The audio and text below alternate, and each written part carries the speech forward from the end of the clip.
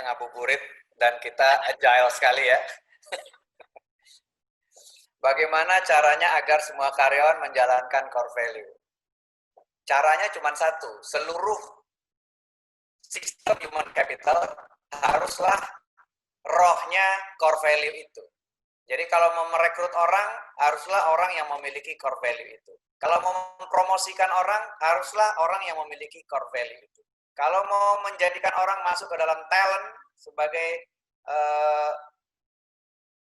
udah lupa saya tuh, roadster, nama talentnya apa Mi? Roadrunner ya. Kalau mau masuk ke roadrunner, haruslah orang yang memiliki core value. Itu fondasinya dulu.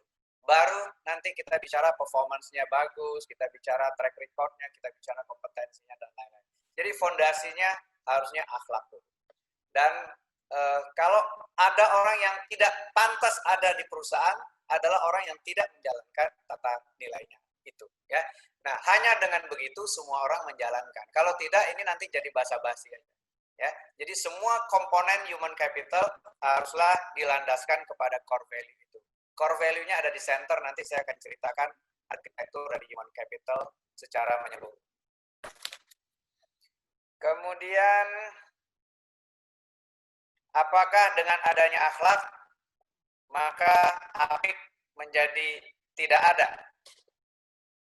Semua core value BUMN dirubah menjadi akhlak.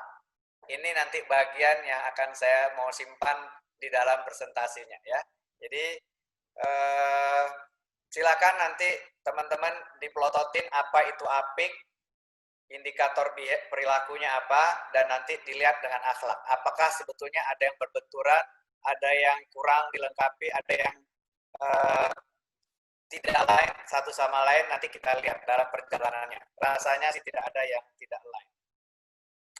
Bagaimana target BUMN 5 tahun ke depan? Nanti akan ada slide tentang target 5 tahun ke depan berkaitan dengan laba, berkaitan dengan dividen, sampai dengan berkaitan dengan berapa banyak eksekutif perempuan yang kita targetkan akan memimpin BUMN. Ya, nanti akan ada slide tentang itu. Kemudian sinergi, nggak usah sinergi, akhlak itu ada, apik itu ada di dalam akhlak. Ya, nanti akan kita lihat bagaimana Jasa Marga ikut mewarnai core value apik. Apik itu turut mewarnai akhlak. Jadi nggak usah khawatir, semuanya sudah ada di sana. Saya kira itu Q&A-nya. Bahkan kalau Q&A-nya belum pernah keluar kandang, itu PR terbesarnya kita. Ya, kita belum pernah keluar kandang, belum pernah ekspor talent. Dan selalu saja yang pertama itu sulit, ya, belum ada track recordnya. Tetapi insya Allah dalam waktu singkat akan ada talent Jasa Marga yang akan keluar kandang. Insya Allah, mohon doanya. Dan biasanya kalau udah satu dan kemudian perform, mudah-mudahan ada yang kedua, ada yang ketiga, ada yang keempat. Ya, jadi kalau dari segi bahan baku saya tidak pernah khawatir. Yang saya khawatir adalah seberapa serius teman-teman Jasa Marga tetap melakukan pembelajaran, tetap kompetitif, ya, tidak berpikir sebagaimana orang lain berpikir tentang Jasa Marga. Ya, saya pernah cerita orang lain berpikir tentang Jasa Marga, kita tidur-tidur aja revenue-nya datang jalan terus, gitu ya. Nah, kalau itu yang menjadi afirmasi, kita dianggap tidak kompetitif. Nah, ini challenge terbesar. Memang tidak mudah. Operasional kita sangat spesifik. Jadi kalau pindah ke BUMN lain yang juga spesifik, rasanya untuk menjadi direktur operasi di tempat lain itu sulit sekali untuk bisa kita tembus. Karena mereka merasa operasional kita spesifik sekali. Kalau kita mau ekspor CFO, stoknya banyak sekali di perbankan. Bahkan kita masih sulit untuk mencari calon pipeline-nya untuk suksesornya Pak Doni. Jadi sulit sekali untuk ekspor CFO. Kalau kita mau ekspor Chief Marketing, persepsi yang ada adalah Jasa Marga itu tidak pernah melakukan marketing. Jadi bayangkan sulitnya menjual talent Jasa Marga. Kalau perspektifnya adalah technical competence. Karena itu yang harus dibangun adalah leadership capability-nya. Orang Jasa Marga harus bisa cepat belajar. Ditaruh dimanapun cepat belajarnya. Nah, kalau persepsi itu yang kita bangun, maka orang tidak takut menjadikan kita direktur operasi, direktur marketing, dan lain-lain. Karena itu memang agak sulit dan saya harus cari cara untuk memecahkan telur itu, ya.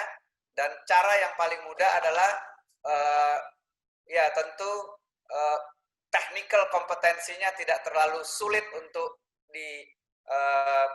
dibangun oleh teman-teman, tetapi yang saya mau jual adalah learning agility-nya, karena apik ya, agility itu yang saya mau menjadi ciri khas dari kawan-kawan di Jasa Marga. Dan agility itu pula yang kemudian mewarnai adaptif yang ada di akhlaknya Kementerian BUMN. Jadi itu memang tidak mudah menjual talent Jasa Marga karena fungsi-fungsi spesifiknya sangat mudah di label. Fungsi operation kita di label, operasinya beda dengan operasi orang lain. Fungsi marketing kita belum pernah proven sebagai ahli marketing. Fungsi finance belum. Jadi nggak mungkin tahu-tahu ya mungkin nanti dari dirut menjadi dirut, ada kemungkinannya. Atau di fungsi lain yang kita mesti cari, ya misalnya human capital dulu, kita pecahkan telurnya misalnya. Atau saya nggak tahu apakah legal, apakah ya rasanya kita punya fungsi-fungsi yang agak generik yang bisa kita buktikan bertarung dengan BUMN lain di luar sana. Nah, yang kedua tadi saya mesti panggil Meta nih, karena saya susah membaca tulisan saya sendiri. Apa keunggulan akhlak ya?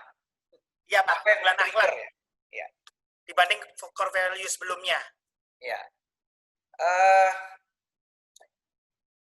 Sebelumnya kita tidak pernah punya core value yang kita declare bersama-sama. Karena selama ini Kementerian BUMN berperannya hanya sebagai active shareholder. Active shareholder setiap tahun itu merumuskan aspirasi pemegang saham. Bahwa setiap BUMN harus punya core value, setiap BUMN harus punya anggaran untuk learning, itu yang namanya active shareholder. Tetapi sekarang perannya berubah menjadi strategic architect. Nah, makanya arsitekturnya didesain di Kementerian BUMN, kemudian dideploy ke cluster-cluster bisnis. Nah, peran inilah yang baru pertama kali, karena itu momentumnya memang ini dahsyat. Untuk pertama kalinya arsitektur value sebagai akar dari budaya itu ditetapkan oleh Kementerian BUMN, dan nanti kita lihat hampir semua value-nya APIK itu ada di sana. Ya, agility ada di adaptif, profesional ada di kompeten, ya, integrity ada di amanah, customer focus ada di amanah, menjaga kepercayaan yang diberikan bukan hanya oleh customer, tapi juga oleh stakeholder lainnya. Jadi mestinya semua value-value-nya APIK sudah ada di dalam sana. Baik. Pandemik ini juga bagian dari yang akan saya hantar nanti ya. Pandemik ini memang shocking ya. Semua orang shock, semua sektor, semua negara shock dengan pandemik ini. Tetapi kalau kita lihat sisi baiknya, mudah-mudahan dia menyadarkan kita bahwa perubahan itu jangan ditunggu karena dipaksa oleh pandemik.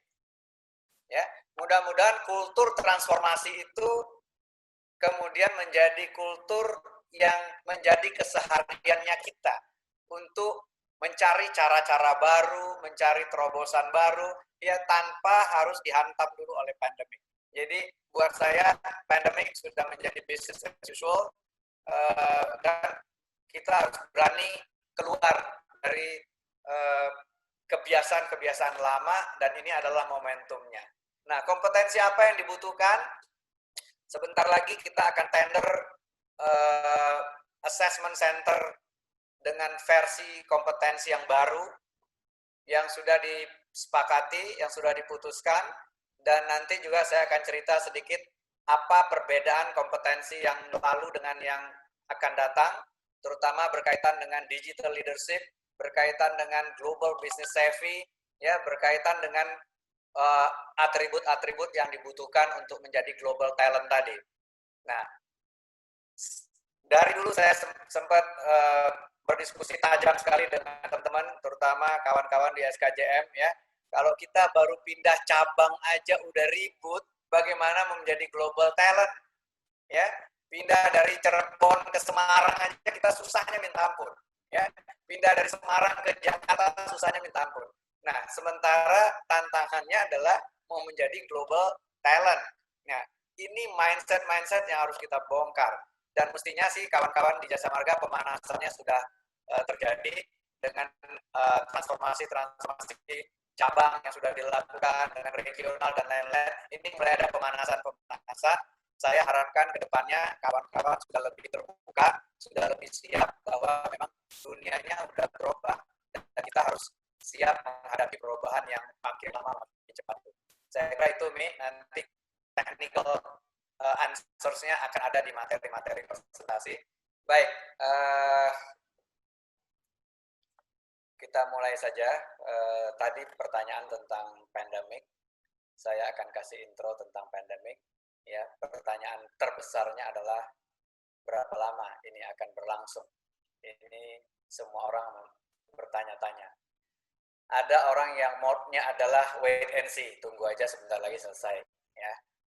Padahal tidak ada satu orang pun yang bisa memastikan kapan ini akan selesai. 3 bulan lagi kah, 6 bulan lagi kah, 18 bulan, dan seterusnya. Nah, kalau kita nggak tahu kapan akan selesai, berarti kita tidak bisa mempredik masa depan. Ini by the way, kok ada coret-coretan? Siapa yang bisa mencoret dari luar sana sih?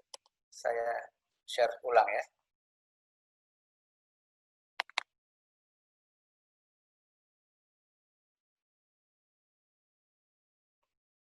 Oke. Ya. Kalau kita nggak tahu apa yang akan terjadi di depan, pilihan berikutnya adalah apakah kita punya senario atau tidak. Jadi, we cannot predict the future. The best way to predict the future is to create it.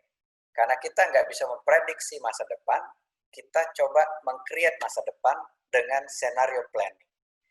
Nah, kalau kita bicara scenario planning, kita diminta mencari variabel yang paling tidak pasti, tapi paling berpengaruh terhadap urusannya kita, terhadap goal-nya kita. Nah, dalam konteks pandemik, yang paling tidak pasti dan paling berpengaruh tentu saja kapan vaksin ditemukan. Jadi kalau vaksinnya ditemukan, maka ceritanya akan berbeda. Dia akan menjadi game changer. Nah, kalau vaksin tidak ditemukan, maka besar kemungkinan the virus is still unbeatable. Jadi ini variabel yang paling tidak pasti dan paling berpengaruh kepada senario kita. Variabel yang kedua adalah perilaku. Apakah masyarakat kita disiplin dengan perilaku yang dituntut oleh safety dan healthy protocol atau tidak? Jadi kalau masyarakatnya disiplin dengan masyarakatnya abai, tentu senarionya jadi berbeda. Jadi dua variabel ini membentuk 4 senario. Senario pertama adalah senario yang paling berbahaya yang kita tidak harapkan terjadi di Republik kita. Ya, mungkin sempat terjadi di Wuhan, sempat terjadi di Italia, mungkin sempat terjadi di Amerika. Senario 1 adalah virusnya menyebar dengan cepat, vaksin belum ditemukan, ya, masyarakatnya abai, sehingga sistem perawatan rumah sakit bisa kewalahan. Karena jumlah orang yang terinfeksi lebih besar daripada kapasitas rumah sakit yang menampungnya. Dan kalau ini terjadi, maka fatality rate bisa jadi tinggi. Dan kalau fatality rate menjadi tinggi, maka kemudian kita jadi panik. Bisnis-bisnis pada berhenti dan kemudian tutup. Dan jika itu terjadi, maka besar kemungkinan pengangguran PHK massal akan terjadi, pengangguran akan semakin tinggi, dan kemungkinan besar akan terjadi social unrest. Ya, di Amerika sudah ada 13% tambahan pengangguran baru. Nah, ini tentu tidak kita harapkan terjadi. Nah, new normal adalah senario di mana vaksinnya belum ketemu sih, tapi masyarakat sudah mulai menyesuaikan diri.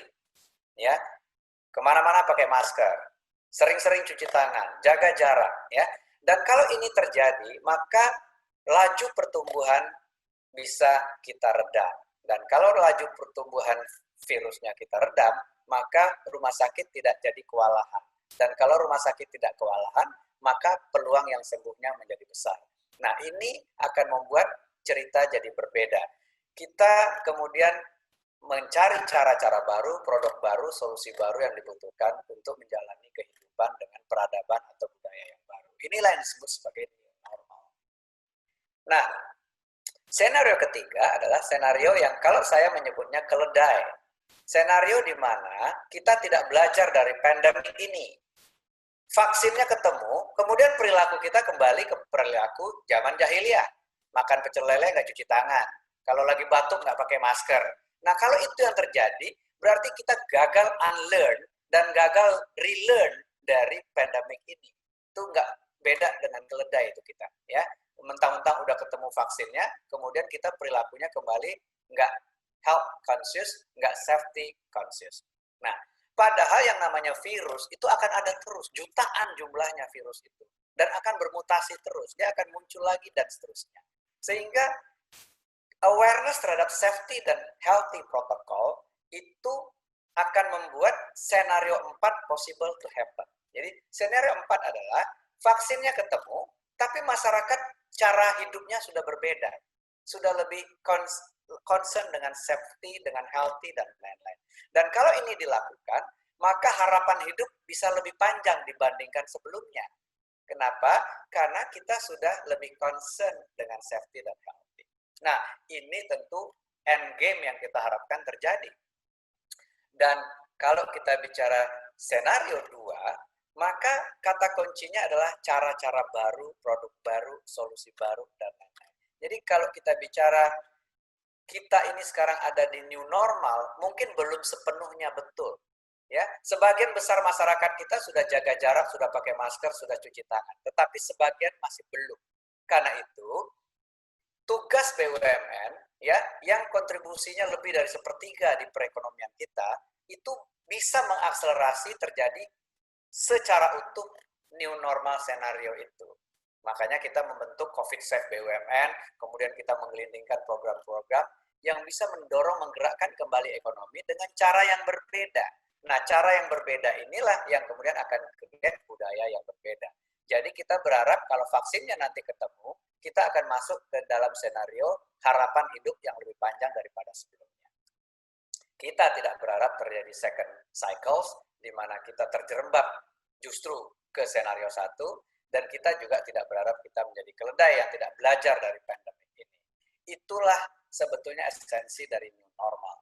Nah, jadi kalau kita lihat senario 2 tadi, masyarakatnya disiplin terhadap protokol, sementara bisnisnya mencari cara-cara baru, produk baru, solusi baru, dan lain-lain. Dengan kata lain, sebetulnya buat jasa marga ini bukan barang baru. Ini hanyalah di-trigger oleh COVID ya, untuk kita lebih cepat lagi itu. Kalau dulu kan yang trigger cuman Alex. Jadi kalau bisa ditunda, ditunda aja tuh. Pak, transformasi ini bagus, Pak, tapi kalau bisa jangan sekarang, Pak, nanti-nanti aja gitu. Nah, sekarang COVID yang trigger tuh, ya. Kita cashless, tapi kita tetap kepengen ada di gardu. Padahal teknologi sudah memungkinkan kita untuk melakukan inovasi-inovasi yang lebih advance. Tetapi karena masih bisa menunda, bisa menunggu, kita kecenderungannya menunda dan menunggu. Nah, ini pelajaran berharga, dan saya sering klaim bahwa walaupun saya sudah 2-3 kali menjadi Chief Transformation, saya kalah jauh dibandingkan COVID sebagai Global Chief Transformation Officer. Ya, akunya langsung. Ya, jadi di masa depan terjadi lebih cepat, tapi dengan senario yang berbeda. Tolnya sepi. Kenapa? Ya karena PSBB, orang nggak boleh jalan lewat jalan tol.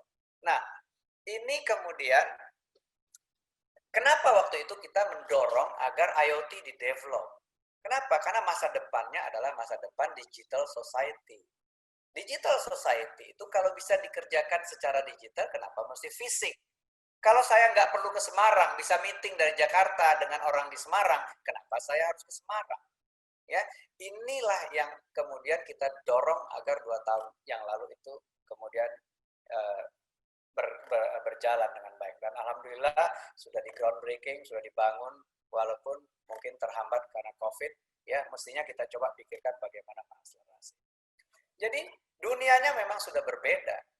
Dan COVID membuka mata kita lebar-lebar bahwa dunia yang berbeda itu memang sekonyong-konyong bisa terjadi at any time. Nah, lalu mengapa kita bangga sekali nih, saya dapat kiriman dari teman-teman, Pak, kita sudah bisa efisi kita di atas 92-93% akurasinya. Ya. Dan kalau ini terjadi, pertanyaan berikutnya adalah, Kenapa kita mesti jalankan crash program waktu itu?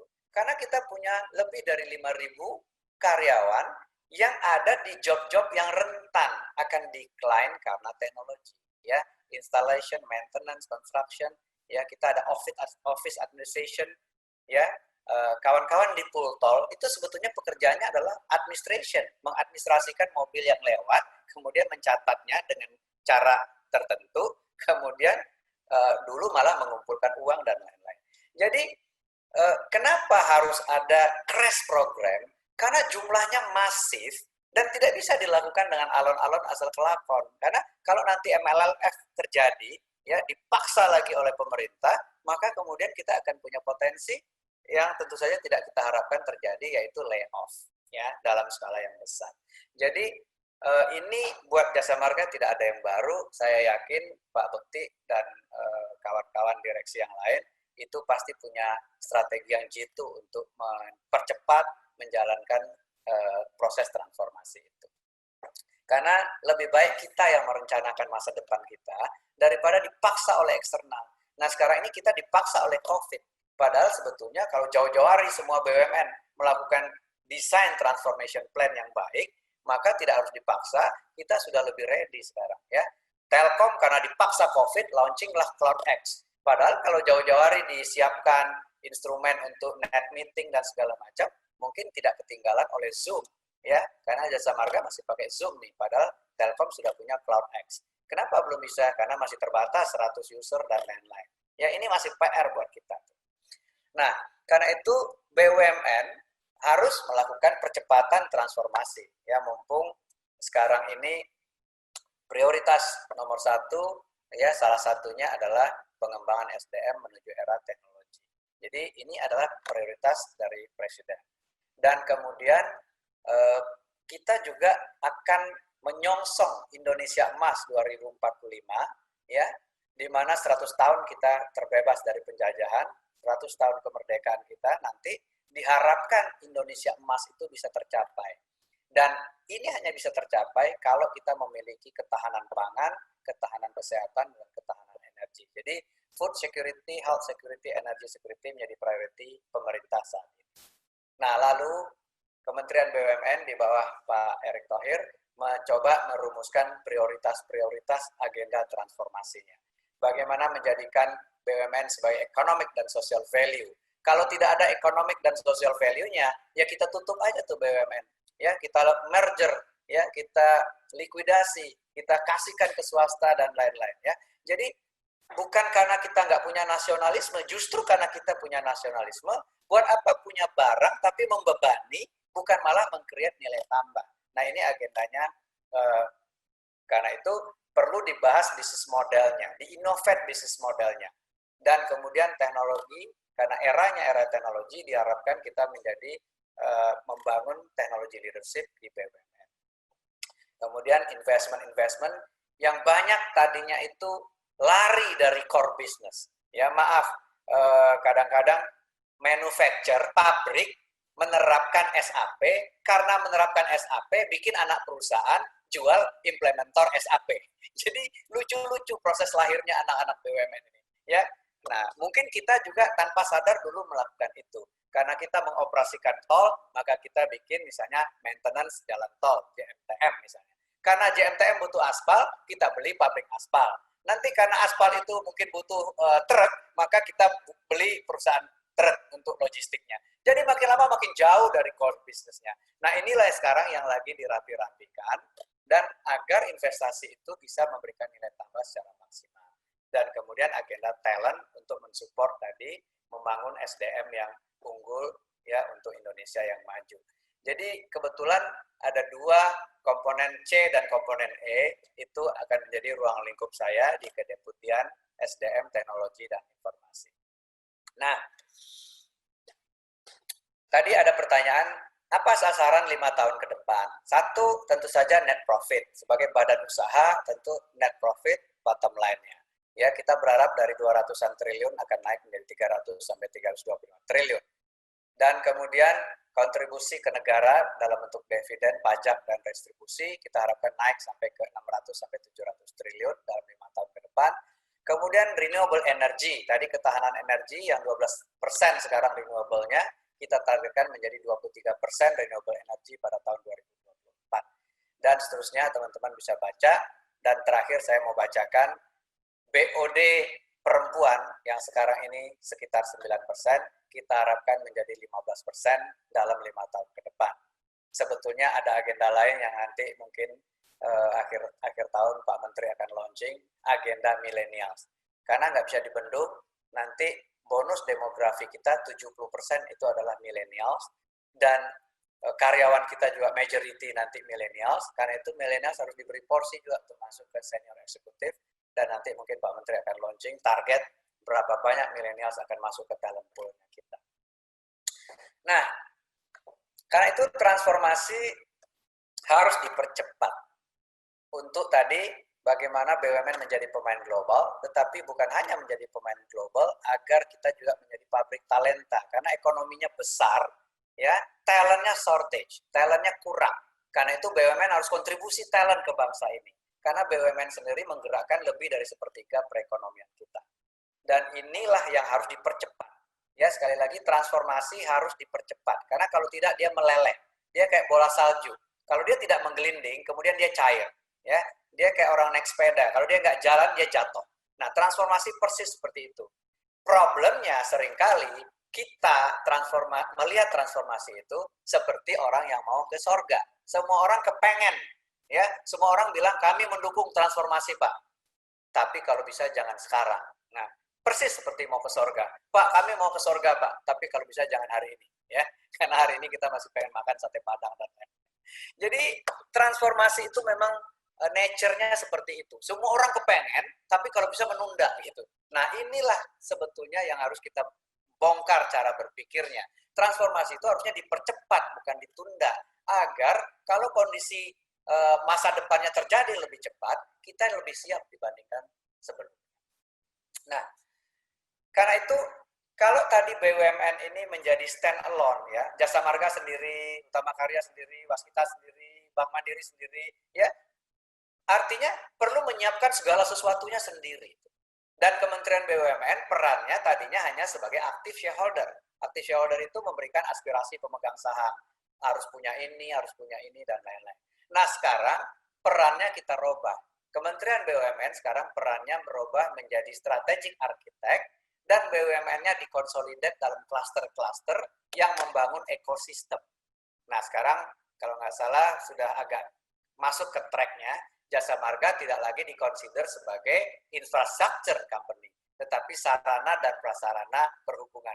Gabungnya dengan Pelindo, dengan Angkasa Pura, dan lain-lain. Jadi sudah lebih benar ekosistemnya dibangun, bukan diadu dengan keluarga karya-karya, Utama Karya, Waskita Karya, dan lain-lain. Jadi family-nya sudah digabung dalam klaster itu. Dan dari 27 klaster sekarang sudah mengerucut tinggal 12 klaster saja. Jadi BUMN sekarang 12 klaster, 6-nya ada di bawah Wamen 1, 6-nya di bawah Wamen 2. Jadi Wakil Menteri itu memegang portofolio bisnis, klaster-klaster, Deputi memegang function. Jadi kami di function, Pak Wamen di portofolio bisnis. Jadi Pak Wamen pegang 6 klaster, dan Deputi harus melayani 12 klasternya sebagai function. Nah, tadi ada pertanyaan, selain core value apa lagi? Core value adalah akarnya, sentralnya. Apalagi employer branding. Ya, kita sudah punya nggak apik, nggak asik. Tetapi itu kan jasa marga. Begitu bicara BUMN, perspektifnya tentu harus lebih besar lagi. Perspektifnya nasional. Dan EVP kita bicaranya adalah BUMN ini adalah tempat belajar, tempat tumbuh, dan tempat untuk berkontribusi kepada Indonesia. Jadi value proposition kita bunyinya adalah learn, grow, and contribute to Indonesia. Nah, orang-orang yang mau belajar, yang mau berkontribusi, silakan masuk ke BUMN. Orang-orang yang pengen kaya cepat, jangan masuk ke BUMN. Jadi entrepreneur saja, bikin startup, jual cendol, dan lain-lain. Ya. Jadi kalau mau masuk ke BUMN, temanya jelas, belajar, tumbuh, dan berkontribusi untuk Indonesia. Kemudian apalagi yang kita bangun arsitekturnya, talent management. Nah, ini juga nggak baru buat Jasa Marga, Karena model jasa marga, multi-layer talent committee, itu kita angkat ke kementerian. Jadi ada talent committee untuk BOD-3, ada talent committee untuk BOD-2, -1, dan kemudian untuk BOD-nya sendiri, dan seterusnya. Kemudian learning, kita punya JM Click, ya, BNI punya Smarter, ya, cuma di JHC. Nanti masing-masing punya platform learning sendiri. Bisa nggak kita share learning platformnya? Kemudian reward dan performance. Ini tentu tidak mudah, tapi arsitekturnya nanti kita seragamkan dulu. Sehingga kalau kemampuan membayarnya sudah mulai seragam, itu nanti kita seperti kalau benchmark di domestik, mungkin Astra Group. Orang yang ada di Astra Group, dimanapun berada, total annual net income-nya untuk job grade yang sama, relatif sama. Kalau sekarang kan jomplang sekali. Kalau masuk ke BUMN kelas 1 misalnya, ya itu kalau pindah ke BUMN kelas 3 itu jomplangnya luar biasa, total annual net income. Nah, dalam jangka panjang, kalau bisnisnya dikonsolidasi, nanti kemampuan membayarnya juga semakin baik, dan arsitekturnya kita seragamkan, sehingga total annual net income-nya bisa makin lama makin juga bisa dikalibrate. Lalu platform teknologi. Ya, bayangkan kita pakai Oracle ganti SAP, nanti di sana dari SAP ganti Oracle, ya, di sana lagi pakai SuccessFactors. Itu banyak sekali teknologi platform yang dimiliki oleh BUMN, dan itu semua license, kita bayar itu import semua. Bisa nggak kita bikin satu platform sehingga semua BUMN nanti ada di platform itu, dan datanya jadi bisa dianalisa. Karena kalau platformnya beda-beda, datanya nggak ngobrol. Kita nggak tahu talent di jasa marga, misalnya di Medan, misalnya di Kuala Namu, ya nggak terdeteksi itu di radarnya platformnya BUMN, ya, kecuali dia masuk dulu ke BUMN, masuk dulu ke talent pool dan lain-lain. Nah, nanti kalau platformnya sama, mudah-mudahan kita bisa data analisanya bisa kita jadikan acuan untuk mengambil keputusan. Nah, bicara tentang akhlak, jadi ini breakthrough, ini pertama kalinya kita BUMN memiliki core value yang sama. Dan proses melahirkan core value ini, itu combine antara top down dan bottom up. Top down itu Pak Menteri bicara tentang akhlak. Nah, kemudian kita coba translate akhlak itu. Kita cari value-values yang ada di BUMN. Dan ternyata bisa kita temukan akronim yang bisa menjawab top down dan bottom up itu. Jadi kalau kita sekarang tadinya punya APIK, ya ke depan ya sudah jasa marga itu akhlak, Bank Mandiri itu akhlak, ya BNI itu akhlak, Telkom itu akhlak. Sehingga kalau talentnya muter-muter, budayanya sudah sama. Itu intinya. Dan sebetulnya tidak ada yang baru dari values ini. Ya, kalau kita punya APIK, A-nya agile, ada di adaptif. Ya, kalau nanti dilihat panduan perilakunya, itu ada antusias dalam menggerakkan ataupun menghadapi perubahan. Persis sama dengan key behavior-nya, agile-nya kita. Profesional, kami terus belajar dan mengembangkan kapabilitas. Di dalamnya ada kinerja, ada learning, ada membantu orang lain untuk learning, dan lain-lain. Integrity, amanah, kami memegang kepercayaan. Jadi, kita yang tadinya sendiri-sendiri family-nya, sekarang menjadi keluarga besar BUMN, dan core value-nya diseragamkan. Jadi kalau tadi ada pertanyaan dari Bu Lucy, Pak, kami lagi mau meng-align antara APIK dan akhlak. Jangan buang-buang energi meng-align. Udah di-align, prosesnya sudah dilakukan. Jadi, sudah APIK no longer ya required, since APIK itself sudah embed ke dalam akhlak. Jadi nggak usah, waktu itu kan kita ingat, waktu kita launching APIK, lalu di bel merah kalau nggak salah ada 2 banner. Ada banner APIK, terus ada banner, saya lupa tuh, satunya ada core value-nya. Pak, boleh nggak APIK-nya kita combine dengan core value-nya bel merah? Jadi seolah-olah bel merah itu ya belum cukup dengan APIK itu. Nah, sekarang prosesnya saya scale up aja lebih besar. Ya, masih perlu nggak APIK pada saat akhlak sudah ada? Ya perlu APIK, tapi APIK-nya sudah ada di dalam akhlak itu. Ya, sama dengan Telkom juga kemarin begitu. Pak, boleh nggak kita tambahin dengan values-nya Telkom? Bank Mandiri juga tadi direkturnya tanya, Pak, boleh nggak tip C-nya masih ada? Coba saya tanya, bagian mana dari tip C yang nggak ada di akhlak? T, trust, amanah. I, integrity, ada di core value-nya amanah. C, customer focus. Ya, memegang teguh kepercayaan yang diberikan. Itu maknanya luas sekali. Diberikan oleh stakeholders kepercayaan itu. Ya, customer memberi kepercayaan kepada kita, kita harus jaga kepercayaan itu. Jadi semua core value itu sudah dikaji, 108 BUMN itu kami sudah bedah core value-nya, dan kemudian dilakukan proses top down dan bottom up, dan ketemulah akhlak ini. Dan ini melibatkan direktur-direktur SDM juga dari Forum Human Capital yang kita ajak berdiskusi.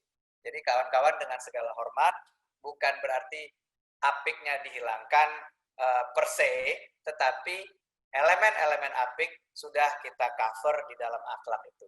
Karena itu sekarang ke depan, begitu di launching oleh Pak Menteri minggu lalu itu, kita sudah menyepakati, sudah punya komitmen, kan Bapak tadi lihat videonya, itu direktur-direktur utama yang mewakili koordinator klaster semua tuh, 12 direktur utama yang mewakili klaster sudah bicara bahwa kita sekarang punya core value amanah, kompeten, harmonis, loyal, adaptif, dan kolaboratif itu. Jadi mudah-mudahan ini jelas, karena selama ini tuh yang seneng konsultan. Konsultan itu bisa dapat 114 project, datang ke Jasa Marga bikin core value, datang ke BNI bikin core value, datang ke Pertamina bikin core value. Nah sekarang begitu core value-nya sudah sama, at least ada lagi 114 konsultan untuk ngurusin core value. Ya, kalau mau dibantu nanti internalisasinya dan segala macam silakan. Tapi kami akan tetap bantu arsitekturnya dari Kementerian BUMN. Nah, lalu tadi bicara tentang employee value proposition. Nah, kalau ini generic ya. Generic EVP kita adalah BUMN dimanapun berada, memberi kesempatan untuk belajar, memberi kesempatan untuk grow, dan memberi kesempatan untuk berkontribusi untuk Indonesia. Bahwa kalau spesifik nanti Jasa Marga mau merekrut Jet Roadster, menawarkan value proposition yang lain, silakan selama tidak meninggalkan learn, grow, dan contribute to Indonesia. Jadi kalau value proposition memang ini generiknya, spesifiknya pasti tergantung kepada kita mau merekrut apa. Kalau mau merekrut ODP, orang IT misalnya, value proposition apa yang kita tawarkan on top of generic value proposition ini ya. Jadi ini adalah generic, artinya di semua grup Jasa Marga pastikan berikan kesempatan untuk learn, berikan kesempatan untuk grow, berikan kesempatan untuk berkontribusi untuk Indonesia. Dan saya kira ini tidak ada keraguan sedikit pun, karena dengan JM Klik ya diimplement di seluruh grup, itu sudah membuktikan bahwa Jasa Marga memberi kesempatan untuk learn, untuk grow, dan untuk berkontribusi kepada Indonesia. Nah, kemudian talent. Ada 3 sumber talent pool kita. Sumber yang pertama adalah dari BUMN-nya sendiri.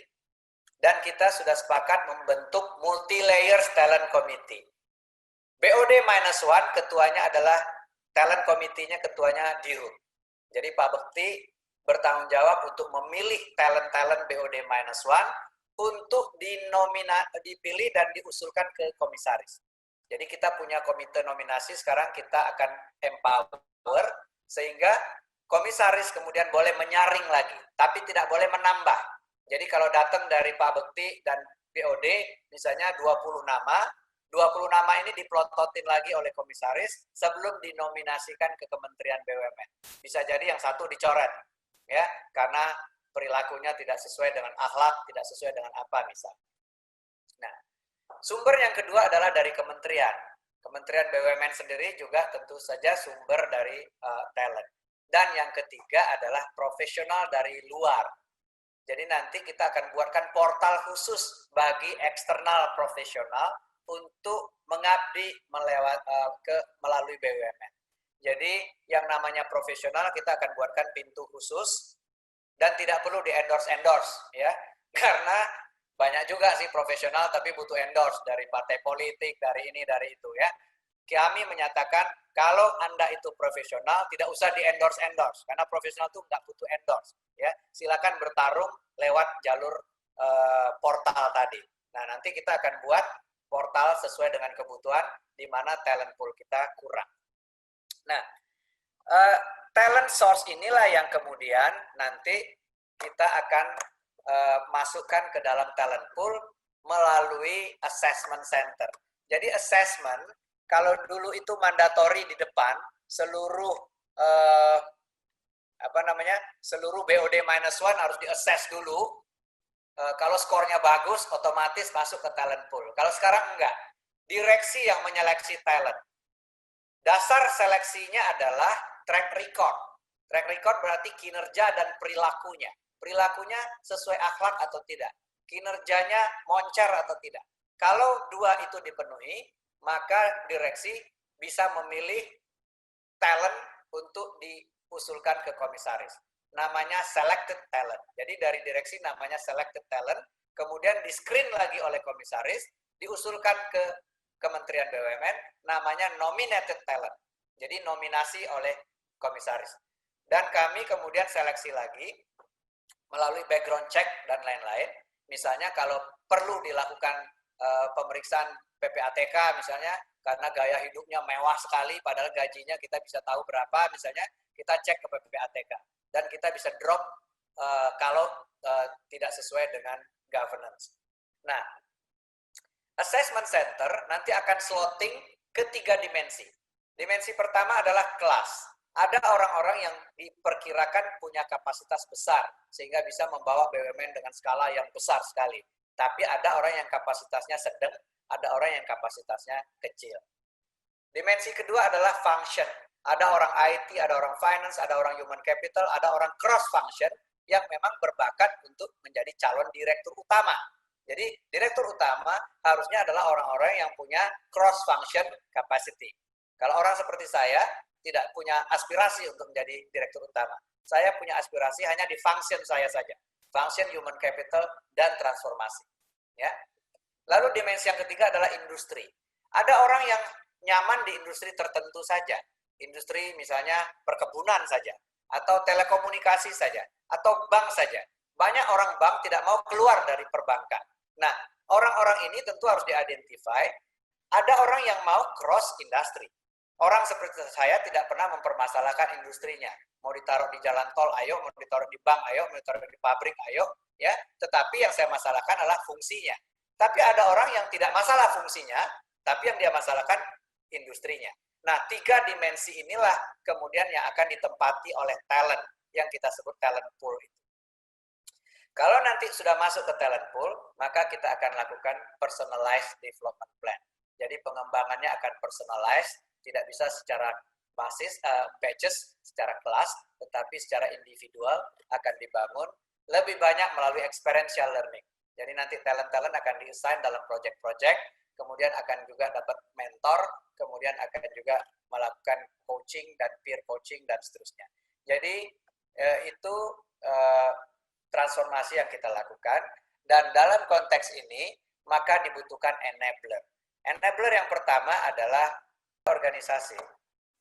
Bayangkan kalau kita meng-assign misalnya profesional dari Jasa Marga ke BUMN misalnya katakanlah Jakarta Lloyds misalnya, yang gajinya kecil sekali. Nah, tentu ini jadi nggak bisa dilakukan. Orang Jasa Marga misalnya nggak mau ke sana. Ya. Nah, harus ada organisasi yang bisa menjawab itu. Jadi nanti akan kita bangun set service. Ya. Set service inilah yang akan menjabatani kalau ada misalnya pay difference antara gaji di Jasa Marga dengan gaji di Jakarta Lloyds. Misalnya begitu ya. Atau sebaliknya.